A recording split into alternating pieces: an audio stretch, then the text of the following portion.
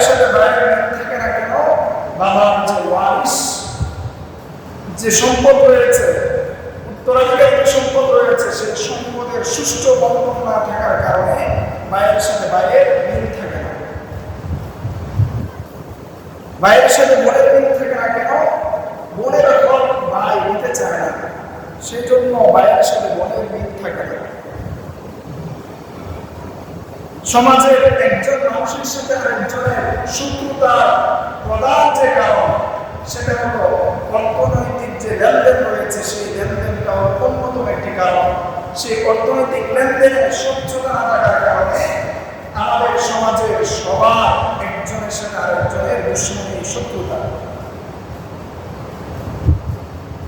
এই অর্থনৈতিক লেনদেন বা লেনদেনের যে স্বচ্ছতা, সেটা আমাদের সবার জন্য আবশ্যক।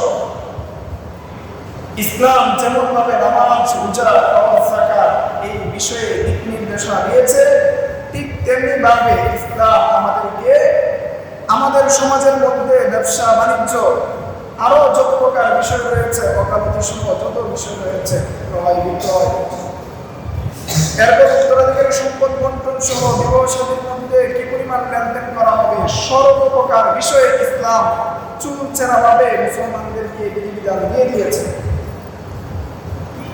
এই বিধিবিধানগুলো মানলে দুনিয়াতে যেমন আমরা শান্তিভাবে সুন্দরভাবে বসবাস করতে পারবো, ঠিক তেমনি ভাবে এই বিধিবিধানগুলো মানলে আখিরাতেও সুন্দর আল্লাহ তাআলা আমাদেরকে শান্তি দিবেন, কল্যাণ দিবেন, অর্থাৎ জান্নাত দিবেন।